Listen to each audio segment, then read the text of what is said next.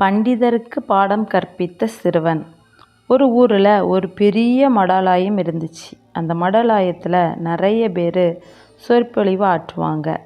அந்த சொற்பொழிவு ஆற்றும்போது இந்த வாட்டி ஒரு பெரிய பண்டிதர் வந்திருந்தார். அவங்க பேசின தலைப்போட பேர் சுயநலம். சுயநலத்தை பற்றி அவங்க பேசிகிட்டே இருக்கும்போது அந்த கூட்டத்திலேருந்து ஒரு சிறுவன் எந்திரிச்சு, நீங்கள் பேசுகிறது தவறு, நீங்கள் பேசுகிறதுல எனக்கு உடன்பாடு இல்லை, நீங்கள் பேசுகிறத குறைங்க அப்படின்னு சொல்லுவான். அப்போ எல்லாருமே அந்த பண்டிதருக்கு என்ன பண்ணணுன்னே தெரியலை. ஏன்னா பண்டிதர் எப்பவும் பேசும்போது எல்லாரும் சரி சரி நீங்கள் சொல்கிறது தான் கரெக்டு அப்படி சொல்லிகிட்டு இருக்கும்போது ஒரு சிறுவன் இருந்துச்சு, நீங்கள் பேசுகிறது நிறுத்துங்க அப்படின்னு இப்போ சொல்லும்போது அவருக்கு என்ன பண்ணணுன்னே தெரியலை. மற்ற மக்கள் எல்லாரும் சேர்ந்து அந்த சிறுவனை வெளியே இடத்துல விட்டுட்டாங்க. வெளியே விட்டு நீங்கள் பேசுங்க அப்படின்னு சொல்லும்போது அவரும் அந்த பேசி முடிக்கிறாரு. முடித்த பிறகு இந்த சிறுவன் யார் அப்படின்னு அவருக்கு ஒரே மனசுக்குள்ளே எண்ணமாக இருந்துச்சு. அவர் நைட்டு ஃபுல்லுமே அதை பற்றி யோசித்து அவருக்கு தூக்கமே இல்லாமல் ஆயிட்டு. அடுத்த நாளும் அந்த கோயில் பக்கத்தில் வராரு. அந்த இடத்துல வந்து அந்த சிறுவன் யார் அப்படின்னு கேட்குறாரு. அந்த சிறுவன் யாருன்னு கேட்டோடது அங்கே இருக்கவங்க எல்லாரும் சொல்லுவாங்க, அந்த சிறுவன் வந்து இந்த பூக்கடையில் வேலை பார்ப்பான் அப்படின்னு சொல்லுவாங்க. அதே போல் அந்த பூக்கடைக்கும் போகிறாரு. அந்த சிறுவன் இருக்கிறான். அந்த சிறுவன் அவரை பார்த்து சிரிக்கிறான். சிரிச்சிட்டு, நேற்று நான் சொன்ன சொற்பொழிவுக்கு என்கிட்ட நீ கேட்குற கேள்விக்கெல்லாம் பதில் இருக்குது, ஆனால் நீ தவறுன்னு சொல்வதற்கு உன்கிட்ட பதில் இருக்கா அப்படின்னு கேட்குறாரு. இவன் வேலை செஞ்சிட்ருக்கான். அவனுக்கும் நேரம் ஆகுது. ஏன்னா அவன் வந்து ஒரு பூக்கடையில் வேலை பார்க்குறான். பூக்கடையில் வேலை பார்க்குறான். 4 மணிக்கு கோயில் நட திறக்கும். அப்போ எல்லோரும் பூ வாங்க வருவாங்க. அவன் பூ கொண்டு போய் கோயிலில் கொடுக்கணும். அப்போது அவர் கேட்ட கேள்விக்கு அவன் வந்து ஒரு பட்டை கொடி சுக்கி ஒரு பட்டை மரம் வந்து விழுந்து கிடக்குது. அந்த பட்டை மரத்தை காட்டி கொடுக்குறான். காட்டி கொடுத்துக்கிட்டு, நான் சொன்னதுக்கு அர்த்தம் இதில் இருக்குது அப்படின்னு சொல்கிறான். அவரும் அதை யோசித்து பார்க்குறாரு. யோசித்து பார்த்துட்டு அதிலே நிற்கிறாரு. அப்போ அவன் சொல்லுங்க, எனக்கு நேரம் ஆகுது, நீங்கள் கொஞ்சம் ஒதுங்கி நின்றுங்க, என் வேலையை முடிச்சுட்டு வந்து நான் உங்களுக்கு விளக்கம் தாரேன் அப்படின்னு சொல்லிவிட்டு அவன் கோயிலுக்கு பூ எடுத்துகிட்டு ஓடிடுறான். ஓடின பிறகு இவர் அந்த மரத்தை அந்த கொடி சுற்றின பட்டை மரத்தை பார்த்துக்கிட்டு அதிலே நிற்கிறாரு. நின்றுட்டு அவருக்கு என்ன சொல்லணும்னு தெரியலை. சரி உன் பதிலும் வேண்டாம், எனக்கு உன் விளக்கமும் வேண்டான்னு சொல்லிவிட்டு அவர் வீட்டுக்கு வந்துருக்காரு. வீட்டுக்கு வந்து அன்று இரவும் அவருக்கு உறக்கமே இல்லை, தூக்கமே இல்லாமல் அவர் கரங்கி நிற்கிறாரு. இந்த பையன் ஏன் இப்படி சொன்னான், அந்த மரத்தை எதுக்கு காட்டி தந்தான், இவன் யார் அப்படின்னு சொல்லிட்டு இவர் யோசிக்க தோணுது. இவருக்கு அன்னைக்கும் தூக்கம் இல்லாமல் அன்று இரவே அவனோட வீடு எங்கே அப்படின்னு சொல்லிட்டு அந்த பையனை தேடி வராரு. அப்படி வரும்போது அந்த நிறைய பேர் அந்த வீட்டை காட்டி கொடுக்குறாங்க. அவர் போய் கதவை தட்டுகாரு. அந்த கதவை திறந்தது அந்த சிறுவன் இல்லை, ஒரு வயதான மூதாட்டி. அந்த கதவை திறந்த பிறகு அந்த சிறுவன் எங்கே அப்படின்னு கேட்குறாரு. கேட்ட பிறகு அந்த மூதாட்டி சொல்லியிருக்காங்க, அவன் வந்து அம்மா அப்பா இல்லாத சிறுவன், அவன் வந்து வேலைக்கு போயிருக்கான், அவன் எறும்பாக வேலை செய்வான், காலத்தை ஃபுல்லும் பூக்கடையில் வேலை பார்ப்பான், மத்தியானத்துக்கு பிறகு சத்திரத்தில் நிற்பான், அடுத்து தோட்டம் வேலை பார்ப்பான், எல்லா வேலையும் செய்து நைட்டு தான் வீட்டுக்கு வருவான் அப்படின்னு சொல்லுறாங்க. சொன்ன பிறகு இந்த வயதான மூதாட்டிகிட்ட அவனோட அப்பா அம்மா எங்கே அப்படின்னு கேட்குறாரு இந்த பண்டிதர். கேட்ட பிறகு அந்த வயதான மூதாட்டி வந்து அவனோட கதையை சொல்கிறாங்க. ஒரு 3 வருஷத்துக்கு முன்னாடி அவங்க அம்மா அப்பா எல்லாரும் சந்தோஷமாக தான் வாழ்ந்துட்டு இருந்தாங்க. அவங்க அப்பா வந்து யாரெல்லாம் கஷ்டம்னு வந்து நிற்கிறாங்களோ அவங்களுக்கு வந்து சுயநலம் இல்லாமல் எல்லா பொருளுமே கொடுக்குறவங்க, அவங்களால முடியாத அளவுக்கு கூட யார்ட்டையாவது வாங்கியாவது கொடுப்பாங்க, அவ்வளோ பெரிய நல்ல மனுஷன் அப்படின்னு சொல்கிறாங்க. அதே போல் இதே இப்படி இருந்துகிட்ருக்கும்போது இவரோட நண்பர் ஒருவர், அந்த பையனோட நண்பர் ஒருவர், இந்த பையனோட அப்பாவோட நண்பர் ஒருவர் வந்து அவங்க அப்பா கிட்ட வந்து கடன் கேட்குறாரு. நான் வந்து ஒரு சொந்தமாக தொழில் செய்ய ஆசைப்படுகிறேன், எனக்கு இவ்வளோ ரூபாய் வேணும் அப்படின்னு சொல்லுறாரு. அவங்க அப்பாவோட தகுதிக்கு அப்பாற்பட்ட பைசா அது. ஆனால் இருந்தாலும் அவங்க அப்பா வந்து என்னால் முடியாது அப்படின்னு சொல்லாமல் வேற ஒருத்தவங்கள்ட்டெல்லாம் கடன் வாங்கி கொடுக்குறாரு. கடன் வாங்கி கொடுக்குறாரு. கொடுத்துட்ருக்கும்போது சில நாட்கள் கழியும் போது அது வட்டியும் முதலும் வந்து ஜாஸ்தி ஆகிட்டே இருக்குது. அப்போது அவரோட ஃப்ரெண்டுகிட்ட போய் கேட்குறாரு. அவங்க ஒரு ஃப்ரெண்டு வந்து தொழிலில் நஷ்டம் ஆகி இவருக்கு கொடுக்கக்கூடிய பைசாவும் கொடுக்க முடியாமல் அவர் வந்து குடும்பத்துக்கு வந்து சாப்பாடு கூட வழி இல்லாமல் அவர் வந்து எப்படியாவது இந்த ஊர்லேருந்து நம்ம பிள்ளைங்களை காப்பாற்றணுமேன்னு சொல்லிட்டு வெளியூருக்கு போயிருக்காங்க. அப்போ இவரோட தலையில் இந்த பைசா வட்டி முதல் எல்லாமே ஏறிடுது. இவர் வந்து நிறைய பேருக்கு கடன் கொடுத்துருக்கார், நிறைய பேருக்கு உதவி பண்ணியிருக்காரு. ஆனால் இதுவும் எல்லா உதவியும் போல தான் இதுவும் இருக்கும்னு நினச்சிருக்காரு. ஆனால் இது எல்லாமே அவருக்கு தலையிலேயே விழுந்த பிறகு வட்டி கடன் எல்லாமே ஜாஸ்தி ஆகிக்கிட்டே இருக்கிறது. இருந்துகிட்ருக்கும்போது இவர் இரவும் பகலும் ஃபுல்லுமே வேலை பார்க்குறாரு. இந்த வட்டி வந்து முதல் அடையும்னா பார்த்தா எல்லாமே வட்டி தான் அடையுது. இவரும் ஓடி ஓடி பார்க்குறாரு. இவரால் வேலை செய்ய முடியலை. இவர் வந்து நிறைய பேருக்கு உதவி பண்ணார்ல, உதவி பண்ணவங்கள்ட்டெல்லாம் போய் கேட்குறாரு, நீ முட்டாள்தனமாக ஒவ்வொருத்தவங்களுக்கும் பணம் கொடுத்த, அதுக்கு நாங்களாக கிடச்சோம், எங்கள்கிட்ட வந்து நிற்க பைசாக்கு நீ அப்படிங்கிறாங்க. இந்த அவமானம்லாம் தாங்க முடியாமல் அவங்க அப்பாவும் அம்மாவும் வந்து ஒரு மரத்தில் வந்து தூக்கிட்டு இறந்துருக்காங்க. இவன் சின்ன பையனால் இவனை விட்டுறாங்க அப்படின்னு சொன்ன அந்த மூதாட்டி வந்து இவனோட கதையை சொன்ன பிறகு அந்த பண்டிதருக்கு இவன் மேலே வந்து ஒரு இரக்கம் வந்து பிறகு இரக்கத்தோடு அவன் இருக்கும்போது அவன் அந்த சிறுவனும் அங்கேருந்து வாரான். வந்த பிறகு, என்ன பண்டிதரே, என் வாழ்க்கை கதையை பற்றி நீங்கள் தெரிஞ்சுக்கிட்டீங்களா அப்படின்னு சொல்லுறாரு. அதுக்கு பண்டிதர் சொல்லுறாரு, ஆமாம், இது அப்போ எங்கள் அப்பா சுயநலம் இல்லாமல் வாழ்ந்த எங்கள் அப்பாவுக்கு எப்படி ஒரு முடிவு வந்து கிடச்சிருக்கு. நீங்கள் பாருங்கள், ஒருத்தன் வந்து அவனுக்கு வேண்டிய தேவைகளை செய்வதற்கு எங்கள் அப்பா கடன் வாங்கி கொடுத்ததுனால எங்கள் அப்பாவுக்கு லாஸ்ட்டு எங்கள் அப்பா வாழ்க்கை எப்படி ஆச்சு பாருங்கள், இதுவா சுயநலம் அப்படின்னு கேட்குறாரு. பண்டிதருக்கு என்ன சொல்லணுன்னே தெரியலை. பண்டிதர் வந்து முழிச்சுக்கிட்டு என்ன பண்ணணுன்னு தெரியாமல் நிற்கிறாரு. அப்போது அந்த பையன் கேட்குறான், நான் வந்து காலத்தை உங்கள்கிட்ட ஒரு மரத்தை காட்டி தந்தேனே, அந்த மரத்து மூலமாக உங்களுக்கு என்ன புரிஞ்சுது அப்படின்னு சொல்லுறாரு. பண்டிதர் வந்து அவருக்கு ஒன்றுமே புரியலை. அவரும் அதில் வந்து வார்த்தை வராமல் அவர் வந்து தடுமாறி முழிச்சுக்கிட்டே இருக்கிறாரு. அப்படி முழிச்சுட்டே இருக்கும்போது அந்த பையன் சொல்லுவான், அவன் வந்து அந்த மரம் வந்து தன்னூன்றி நிற்கிறதுக்கு முன்னாடி தன்னூன்றி நின்று நல்லா வளர்ந்த பிறகு தான் அதை சார்ந்து வரக்கூடிய கொடிகளுக்கு இடம் கொடுக்கணும். அப்படி இடம் கொடுத்தாதான் அந்த மரமும் நல்லா செழித்து வளரும், கொடிகளும் வளரும். ஆனால் அந்த மரம் வந்து தன்னூன்றி சுயநலமாக நிற்கிறதுக்கு முன்னாடி அந்த கொடிகளுக்கு இடம் கொடுத்துட்டுனா அந்த மரமும் பட்டு அந்த கொடிகளும் அழிஞ்சிடும். இதே போல் தான் எங்கள் அப்பாவும் அவர் வந்து சுயமாக நிற்கிறதுக்கு முன்னாடி தன்னை எதிர்பார்த்து வந்த அவங்க நண்பர்களுக்கெல்லாம் பணம் கொடுத்ததுனால அவர் விழுந்து இறந்துட்டார். ஆனால் நான் வந்து சுயநலமாக இருந்து என்னை காப்பாற்றிக்கிறதுக்காண்டி இப்படி உழைச்சி நான் பைசாலாம் சேர்த்துக்கிட்டு இருக்கேன். நான் சுயநலமாக இருக்கிறது தப்பா? வந்து நான் சுயமாக நின்று தான் பிறருக்கு உதவணும்னு நினைக்கிறேன் அப்படின்னு சொன்ன பிறகு வாழ்க்கையோட தத்துவத்தை அந்த சிறுவனோட இது வந்து நீங்கள் வந்து சுயநலமாக நீங்கள் யாருக்குமே நீங்கள் எதுவுமே கொடுக்காண்டாம், உங்களை வந்து யாரும் பார்த்துக்கிடுவாங்கன்னு உங்களுக்கு ஒரு நம்பிக்கை உண்டா? இந்த வாழ்க்கை நடைமுறை வந்து பண்டிதர்களுக்கு ஒத்துழைக்காது.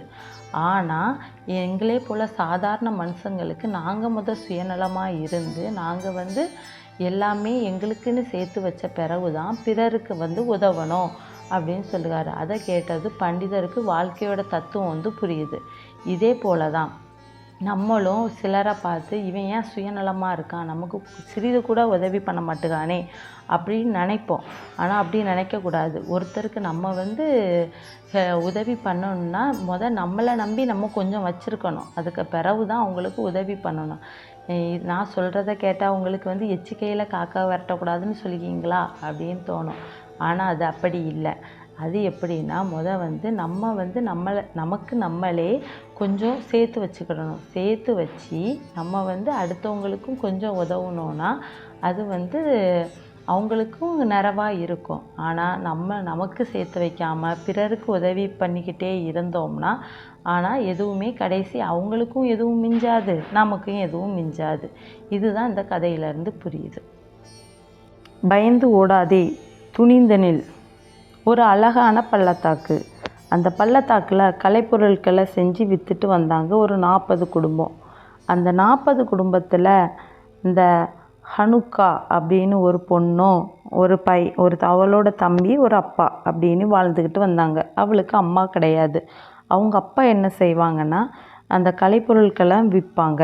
விற்று சில நாள் இவ கூட அதிகமாக டைம் இருக்கிறதே அவள் தம்பி தான். அவளும் அவன் தம்பியும் நல்ல பாண்டிங்கோடே வாழ்ந்துக்கிட்டு வந்தாங்க. அப்படி இருக்கும்போது இந்த ஹனுக்காவோட வேலை என்னதுன்னா காட்டில் உள்ள பழங்களெல்லாம் பறித்து இந்த ஊருக்குள்ளே விற்பா. அதுக்கு பிறகு அங்கே இருக்க சிறுவர் சிறுமிகளுக்கு எல்லாருக்குமே பாடங்களை சொல்லி தருவா. அப்படின்னு அவளும் வாழ்ந்துக்கிட்டே வந்தா. ஒரு நாள் அவள் பழம் பறிக்கும்போது ஒரு நபர் கரடு முரடான ஒரு ஆள் அவளை பின்பற்றிட்டு வந்ததை அவள் கவனிச்சுக்கிட்டே இருக்கா. அப்படி கவனிச்சுட்டே இருக்கும்போது அவள் நினைக்கிறா யாராவது இருக்கும் அப்படின்னு நினச்சிக்கிட்டு காட்டில் நிறைய பேர் வருவாங்கள்ல, அதில் ஒருத்தங்களாக இருக்கும் அப்படின்னு நினச்சி அவள் போயிட்டே இருக்கா. அடுத்ததும் அவள் கொஞ்சம் தூரம் தள்ளி போய் அவளுக்கு ஒரு மனசுக்குள்ளே ஒரு அச்சம் வருது. அச்சம் வந்த பிறகு தள்ளி போய் கவனிக்கிறா.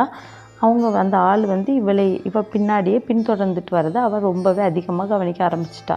கவனித்த உடனே அவள் நேராக வீட்டுக்கு வரா. வீட்டுக்கு வந்த உடனே எல்லாரும் சாப்பிட்டுட்ருக்காங்க. அவங்க வீட்டில் ஒரு பழக்கம் என்னது இருக்குன்னா, அன்றைய பொழுது என்னதெல்லாம் நடக்குதோ அதை எல்லாரும் ஒருத்தர் மாற்றி ஒருத்தர் பகிர்ந்துக்கிடுவாங்க. அப்படி இதையும் பகிர்ந்துக்கிட்டே இருக்காங்க. பகிர்ந்து இருக்கும்போது அவள் அவங்க அப்பாட்ட சொல்லுவா, என்னை ஒரு பயங்கரமான ஒரு ஆள் என்னை பின்தொடர்ந்து வந்துட்டு இருந்தாங்க. இன்னும் ரொம்ப பயமாக இருந்து நான் வீட்டுக்கு வந்துட்டேன்ப்பா அப்படின்னு சொல்லுவா. அவங்க அப்பா அதை அலட்சியமாக விடாமல் அப்போ இது யாராக இருக்கும் அப்படின்னு நினச்சிட்டு அவங்க அப்பா அவள் தன்னோட மகளோட நிலையை புரிஞ்சுக்கிட்டு அடுத்த நாள் அவள் பழம் பறிக்கும் போது அவளுக்குன்னு தெரியாமல் அவங்க அப்பா அவளை பின்தொடர்ந்துட்டு வராரு. பின்தொடர்ந்துட்டு இருக்கும்போது இந்த மர்மமான ஒரு நபர் இருக்காம்ல, அவன் இவளையே பார்த்துட்டு அவன் பார்க்குறதுக்கு ரொம்ப அசிங்கமாக இருக்கிறான். அவன் பார்க்கறதுக்கே ரொம்ப பயங்கரமாக இருக்கான்.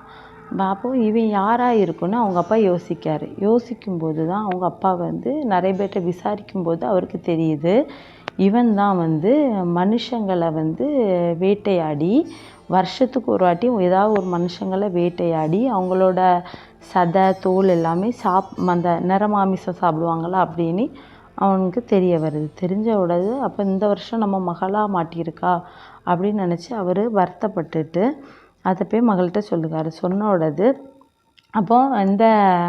அப்போ மகள் சொல்லுங்க, அப்போ இந்த மனுஷனை தானே எல்லாருமே தேடிட்டு இருக்காங்க. அரசர் நிறைய காலமாக தேடிட்டு இருக்காங்க. ஏன்னா ஒவ்வொரு மனுஷங்களையும் அவன் கொன்று சாப்பிட்டுட்ருக்கான். அப்போ இவனை எப்படியாவது பிடிக்கணும்னு நிறைய அரசு தேடிக்கிட்டே இருக்காங்க. கிடைக்கவே இல்லை. அப்படி எல்லாருமே தேட இவன் கிடைக்கவே இல்லை. அப்போ இந்த வாட்டி நம்ம அவனை அப்போ கண்டிப்பாக நம்ம கொல்ல முடியாது. அப்போ இவ்வளோ நாள் அரசர் தேடியுமே கிடைக்கல. அப்போ இப்படி நம்ம இவனை கொல்ல முடியாது. அப்போ நம்ம மகளை தான் நம்ம காப்பாற்றியே தீரணும் அப்படின்னு நினைக்கிறாரு. அந்த மகளை காப்பாற்றுறதுக்காண்டி அவர் என்ன யோசனை போடுகாருன்னா, அந்த பள்ளத்தாக்குலேயே ஒரு குகை இருக்குது. அந்த குகைக்குள்ளே நம்ம மகளை ஒளிச்சு வச்சுருக்கலாம் அப்படின்னு நினைக்கிறாரு. அப்போது அவளை அந்த பள்ளத்தாக்குக்குள்ளே அந்த ஒரு குகை இருக்குல்ல பள்ளத்தாக்கில், அந்த குகைக்குள்ளே அவளை ஒளிச்சு வைக்கிறாரு. ஒளிச்சு வச்சுக்கிட்டு அந்த குகைக்கோட மேஜிக் என்னதுன்னா, உள்ளேருந்து மட்டும்தான் திறக்க முடியும், வெளியே இருந்து திறக்க முடியாது. உள்ளே ஒருத்தங்க இருந்து திறந்தா மட்டும்தான் திறக்க முடியும். வெளியே இருந்து யாருமே அந்த கதவை திறக்க முடியாது. அதனால் அவரோட மகளை அங்கே பதுக்கி வைக்கிறாரு. பதுக்கி வச்சு அவளோட சாப்பாட்டுக்கு ஒரு வழி பண்ணுகாரு.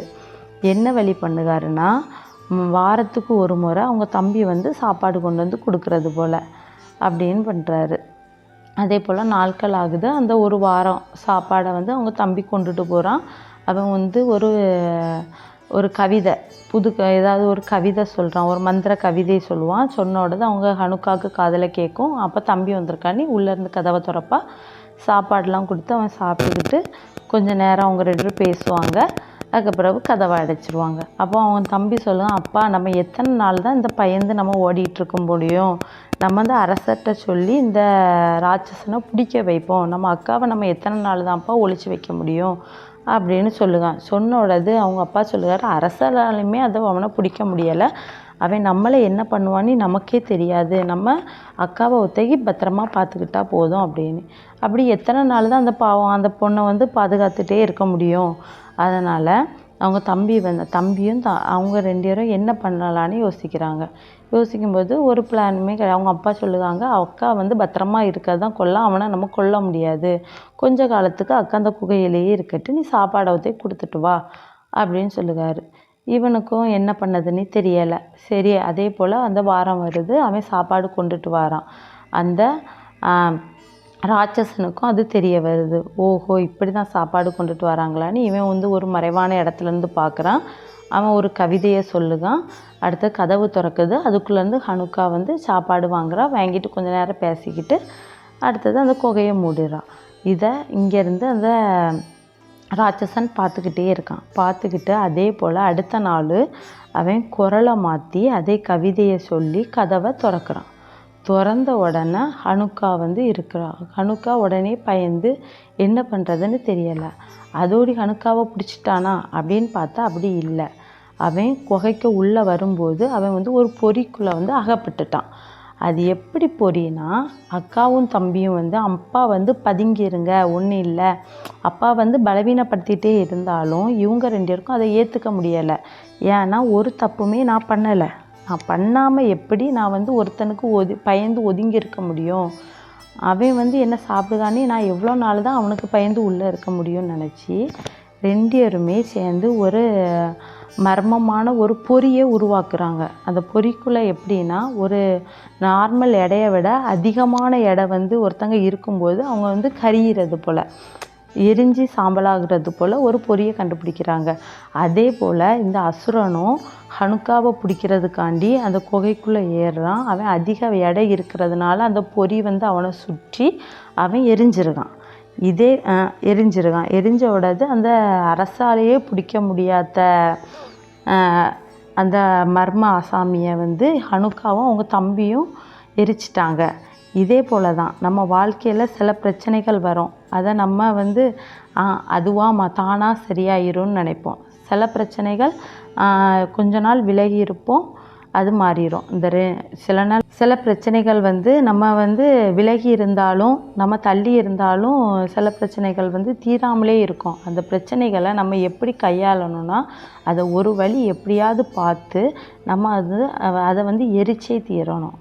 இதே போல் தான் ஹனுக்காவும் அவங்க அப்பா பயந்துருங்க, அமைதியாக இருங்கன்னு சொல்லியும் அவங்க வந்து நாங்கள் பிரச்சனையே பண்ணலை, எப்படி அவங்க வந்து எங்களை எதிர்கொள்ளலாம் அப்படின்னு நினச்சி அவங்க வந்து அந்த பிரச்சனையை ஒரு வழியாக வந்து அழிச்சிட்டாங்க.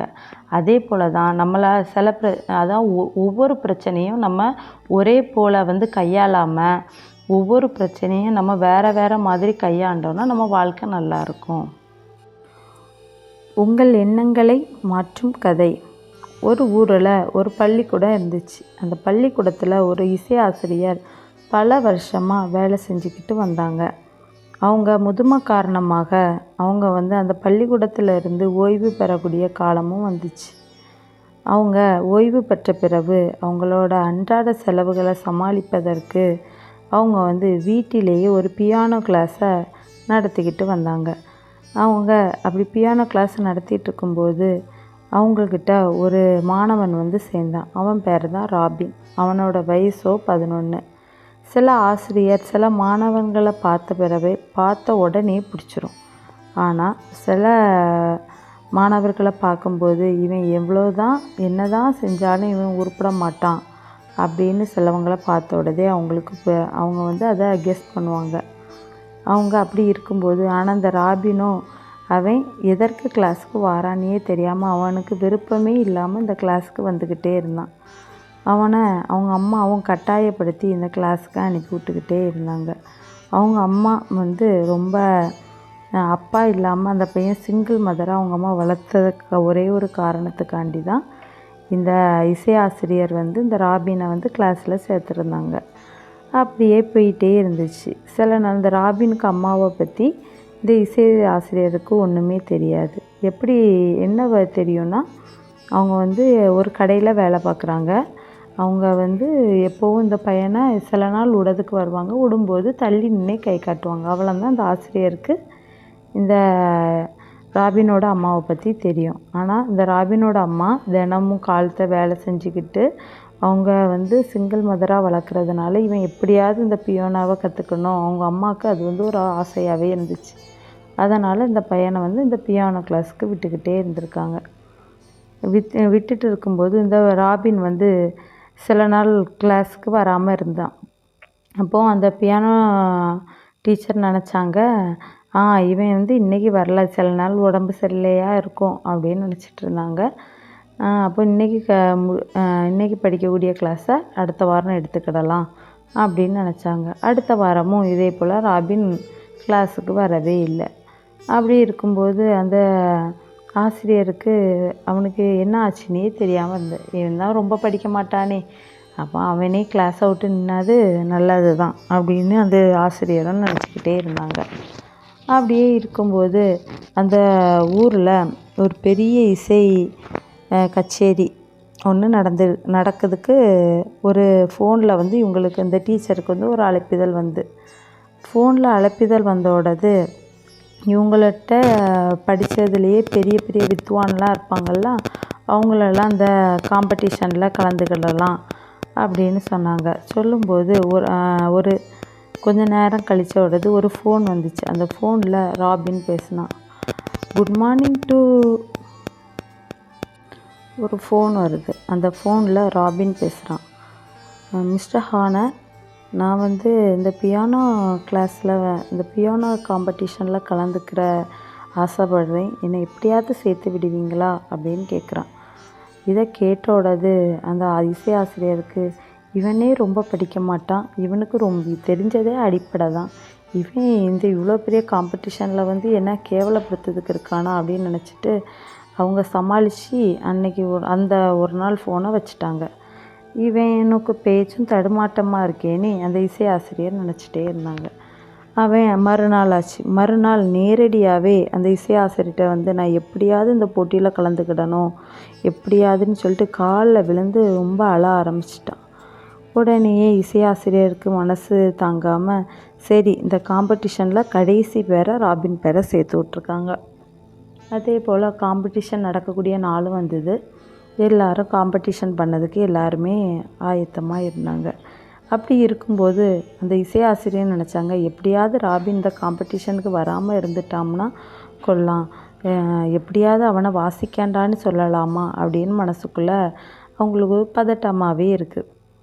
ஏன்னா இவனுக்கு தெரிஞ்சது வெறும் பேசிக் மட்டும்தான், இதை வச்சு அவன் எப்படி வாசிப்பான் அப்படின்னு நினச்சிக்கிட்டே இருந்தாங்க.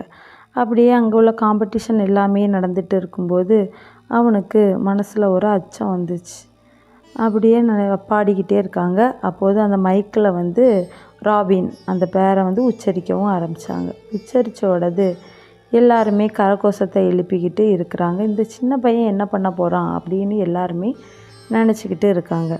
அப்படி நினச்சி அரங்கமே அமைதியான பின்பு அவன் பிரபல இசை மேதையான மொசைக்கோட முக்கியமான இசையை பியானோவிலேயே வாசிக்க ஆரம்பித்தான். அந்த இசை ஆசிரியரோ அமைதியாக இருந்தார். அனைவரும் அவன் வாசித்த பிறகு கை குவித்து கரகோஷிக்க ஆரம்பித்தோடது எல்லோரும் இந்த பையன் வாசித்ததை பார்த்து இந்த சின்ன வயசுலேயே இவ்வளவு டேலண்ட் இருக்கா இவனுக்கு அப்படின்னு நினச்சி எல்லாருமே இவனை அதிகமாக பாராட்ட ஆரம்பித்தாங்க. பாராட்டி முடித்த பிறகு அவன் ஆசிரியரால் இவன் நம்பவே முடியலை. அவன்கிட்ட கேட்டாங்க, நீ தினமும் இந்த கிளாஸுக்கு அழுது வருவ, இதை நீ எப்படி இதை வாசித்த அப்படின்னு கேட்டாங்க.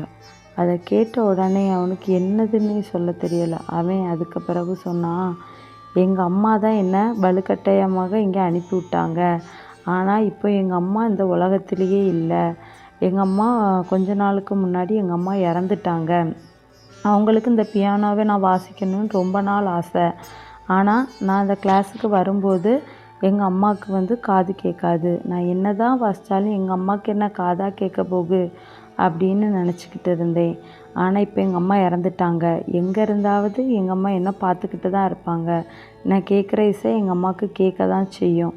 அதனால் நான் அதிகமாக இதை ஈடுபாடு கொடுத்து வாசிக்க ஆரம்பித்தேன் அப்படின்னு சொன்னான்.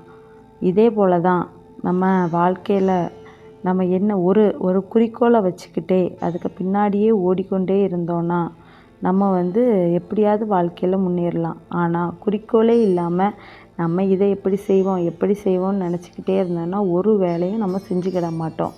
இதே போல் அந்த ஒரு வீட்டில் நம்ம தான் சம்பாதிச்சு சாப்பிடணும், நம்ம தான் வேலை செஞ்சு நம்ம இந்த குடும்பத்தை நடத்தணும் அப்படின்னு நினைக்கும்போது நம்ம அந்த கட்டிலே படுத்துக்கிட்டே இருப்போம், படுத்துக்கிட்டே இருக்க மாட்டோம். நம்ம எப்படியாவது வேலைக்கு போகணுன்னு நினைப்போம். அதே போல் தான் நம்ம ஒரு குறிக்கோளை வச்சுக்கிட்டே ஏதாவது ஒரு காரணம், ஏதாவது ஒரு குறிக்கோளை வச்சுக்கிட்டு நம்ம வாழ்க்கையை தொடர்ந்தோன்னா யாரையுமே திரும்பி பார்க்க வேண்டியது அவசியம் இல்லை. இதே போல் தான் அவன் பியானோ படிக்கும்போது ஒரு குறிக்கோளே இல்லாமல் தான் இந்த கிளாஸுக்கு வந்துக்கிட்டு இருந்தான். ஆனால் அதுக்கு பிறகு அவங்க அம்மா இறந்த பிறகு தான் அவனுக்கு அவங்க அம்மாவோட குறிக்கோள் இவ்வளவு அவசியம்னு தெரிஞ்சுது. அவன் அவங்க அம்மாவை நினச்சி அவங்க அம்மாவை குறிக்கோளாகவே நினச்சி இந்த பியானோவை வாசித்ததுனால தான் அவன் அந்த மேடையில் சிறப்பாக வாசித்தான். அரசன் அரசியின் துறவறம். ஒரு பெரிய மடலாயம் இருந்துச்சு. அந்த மடலாயத்தில் ஒரு சிறந்த விழா நடந்து கொண்டு இருந்து. அந்த விழா எதற்குனா, இந்த துறவரம் பயிற்சி முடித்து அவங்களுக்கு துறவரம் கொடுக்குற வேலை நடந்துகிட்ருந்து. அங்கே துறவரம் கொடுக்கறதுக்காக ஒரு பெரிய துறவி வந்திருந்தார். அப்போது ஒவ்வொருத்தங்களுக்காக துறவும் கொடுத்துட்டு இருக்கும்போது அப்போது ஒரு அரசனும் அரசியும் வந்திருந்தாங்க. அந்த அரசன் பெயர் ரிஷிநந்தன்.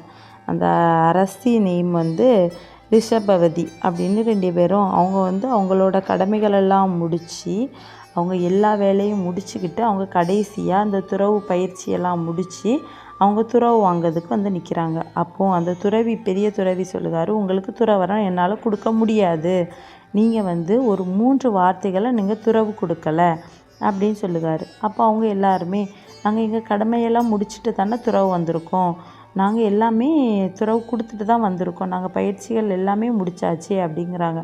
அப்போ அவங்க கையில் ஒரு முகவரியை கொடுக்குறாரு. இந்த முகவரியை தேடி நீங்கள் போங்க, உங்களுக்கு துறவு நிச்சயம் அப்படிங்கிறாரு. அப்போ அவங்களும் அந்த முகவரியை வாங்கிக்கிட்டு யாத்திரை செஞ்சு போகிறாங்க. அப்படி போயிட்டு இருக்கும்போது 2 நாட்கள் ஆகுது. 2 நாட்கள் முடிஞ்ச பிறகு ஒரு பாழடைஞ்ச குடிசை, அந்த குடிசையில் சில நாட்களாகவே நோய்வாய்ப்பட்ட ஒரு வயதான மூதாட்டி இருக்கிறாங்க. அதை போய் பார்க்குறாங்க. பார்த்துக்கிட்டு அவங்கள உள்ளே போய் பார்க்குறாங்க. இருட்டாக இருக்குது. அடுத்தது விளக்கெல்லாம் கொளுத்தி பார்க்கும்போது அந்த மூதாட்டியை பார்க்குறாங்க. பார்த்தோடது அரசன் அரசிக்கு 2 பேருக்குமே அதிர்ச்சியில் நிற்கிறாங்க.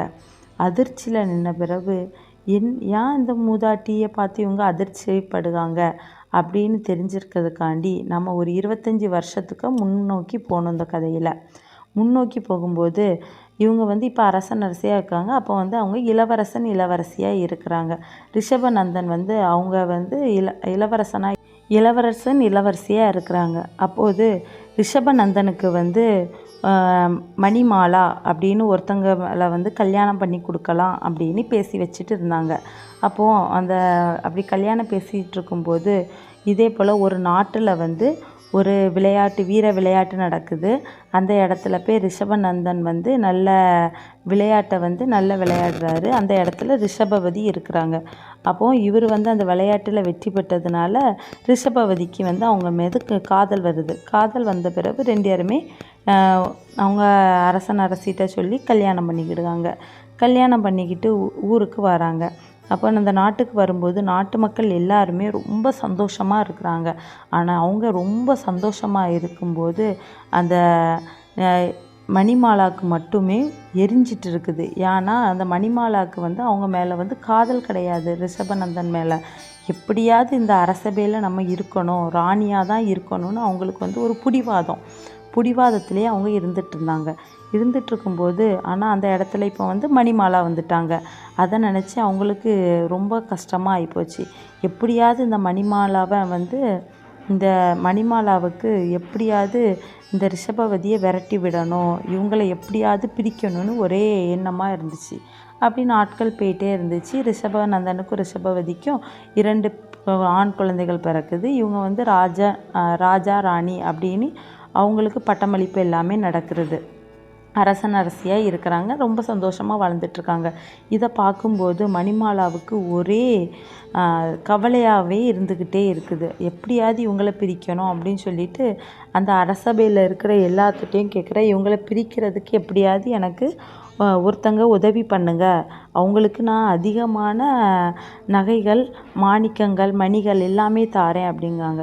இவங்க வந்து அரசபையில் வந்து ஒரு சின்ன தப்பு செஞ்சாலும் அரசர் நம்மளை கொன்னுருவார் அப்படின்னு பயந்து எல்லாருமே பின்தங்கிறாங்க. பின்தங்கிட்டு இருக்கும்போது இப்படி நாட்கள் போயிட்டே இருக்குது. அப்போது ஒரு நாள் பக்கத்து நாட்டில் இருந்து ஒரு நாடக பெண் வந்து இந்த மணிமாலாவுக்கு உதவுறேன், அவள் பேர் உதவுறேன் அப்படிங்கிறான். அதை கேட்ட பிறகு அந்த மணிமாலாவுக்கு ஒரே சந்தோஷம். அந்த உதவுற நாடக பெண்ணோட பேர் வந்து நீலாவதி. இவ வந்து எப்படி இவங்கள வந்து பிரிக்கணும்னு நினைக்கிறான்னா, அவங்கள்ட்ட வந்து நான் சேர்ந்து பழகணும்னு இல்லை, நான் அவங்கள்ட்ட வந்து இந்த தர்மம் கேட்குறது போல் போய் அவங்க 2 இடத்தையும் பிரிச்சிருவேன் அப்படின்னு சொல்லிட்டு அந்த மணிமாலாட்ட இருந்து அவங்க எல்லா பொண்ணு பொருள் எல்லாம் ஆசைப்பட்டு வாங்கிட்டு போகிறாங்க. வாங்கிட்டு போய் தர்மம் கேட்குறது போல் இந்த ரிஷபநந்தன் கிட்ட போய் அவங்க ஒரே 3 வார்த்தை தான் சொல்கிறாங்க. அரசியிடம் பத்திரமா ஜாக்கிரதையாக இருங்கள் அப்படிங்கா. அதுக்கு பிறகு அந்த அரசனுக்கு மனசுக்குள்ளே ஒரு அளவளப்பாக இருக்குது. அதுக்கு பிறகு அவள் வந்து இன்னொரு வேஷம் போட்டுக்கிட்டு இந்த ரிஷபவதிகிட்ட போய் தர்மம் கேட்குறா. நீங்கள் தர்மத்தை வாங்கிக்கிட்டு சொல்லுங்கள், நீங்கள் அரசனிடம் ஜாக்கிரதையாக இருங்கள் அப்படின்றதா. இவ்வளோ நாள் இவங்க 2 பேரும் ரொம்ப அன்புடன் இருந்துக்கிட்டே இருக்கிறாங்க. அன்புடன் இருந்துக்கிட்டே இருக்கும்போது இவங்களோட அன்பு முறிஞ்சு போயிடுது. அன்பு முறிஞ்சு 2 பேருமே இவ ஏன் அப்போ இப்படி பேசுகிறான், அரசர் நம்மளை கொன்றுவாங்களா அப்படின்னு 2 பேருக்குள்ளேயுமே எண்ணம் வந்துட்டு. எண்ணம் வந்ததுனால இவங்களோட அன்பு முறிஞ்சு இவங்க நம்பிக்கை எல்லாமே முறிஞ்சுது. நம்மளோட ரிலேஷன்ஷிப்பில் அதிகமாக தேவை அன்பு மட்டுமே தேவையில்லை, அது உறுதியான நம்பிக்கை இருந்தால் மட்டும்தான் நம்மளோட ரிலேஷன் வந்து ஷிப் வந்து கரெக்டாக இருக்கும். அது இவங்களுக்கு புரியாமல் இவங்க வந்து இன்னொருத்தங்க பேச்சை கேட்டு இவங்க வந்து மனதளவில் பிரிஞ்சு இந்த அவங்களோட நாட்டு மக்களுக்கு மட்டுமே சேர்ந்து இருக்கதாகவே அவங்க வாழ்க்கையை நடந்துக்கிட்டே இருக்கிறாங்க. ஏன்னா இந்த பொண்ணு நீலாவதி சொன்ன வார்த்தைகள் வந்து இவங்களோட மனசுக்குள்ளே வந்து ஒரு அளவளப்பை உண்டாக்கிட்டு, அதனால் அவங்க இவ்வளோ வருஷம் அவங்க வாழ்க்கையை வந்து அனைத்து கடமைகளை முடிச்சுக்கிட்டு அவங்க வந்து துறவுக்குள்ளே வந்திருக்காங்க. இந்த கதைக்கு பின்னாடி வந்து இந்த தவறுகளை செஞ்சது எல்லாமே இந்த வயதான மூதாட்டியாக படுத்திருக்காங்கல்ல, இந்த நீலாவதி தான். அவங்க வந்து நான் உங்களை வந்து இந்த மணிமாலா பேச்சை கேட்டுக்கிட்டு நான் வந்து உங்களை தவறாக வந்து பிரிச்சிட்டேன் அப்படின்னு சொல்லிட்டு காலில் விழுந்து அந்த பொம்பளை வந்து மன்னிப்பு கேட்குறா. மன்னிப்பு கேட்ட உடனே இவங்க 2 பேருக்கு என்ன பண்ணணுன்னே தெரியாமல் இவங்க 2 பேரும் இவ்வளோ நாள் நம்ம அன்பை விட்டுக்கிட்டு நம்ம இவ்வளோ நம்பிக்கையை எல்லாத்தையும் முறிச்சிட்டோமே, நம்ம வந்து இவ்வளோ நாள் வந்து போலியாகவே இந்த உலகத்துக்காண்டி வாழ்ந்துட்டோமே நீ ரொம்ப அழ ஆரம்பிச்சிருக்காங்க. அழுத பிறகு அதே இடத்துக்கு அந்த பெரிய துறவியும் வராரு. வந்ததை பார்த்த உடனே அவர் சொல்லுகாரு, இதே போல தான் நிறைய பேர் அவங்களோட நம்பிக்கையான வாழ்க்கையை விட்டுட்டு அடுத்தவங்க பேசுகிற பேச்சை கேட்டு அவங்க வாழ்க்கையை இழந்துக்கிட்டு இருக்கிறாங்க. அதனால் யாருமே பிறரோட பேச்சை கேட்காதங்க. உங்களோட மனைவி எனக்கு தெரியும், அவங்க மேலே ஒரு நம்பிக்கை வச்சு அதை விடாதுங்க அப்படின்னு இந்த கதையில் அவர் உணர்த்திட்டு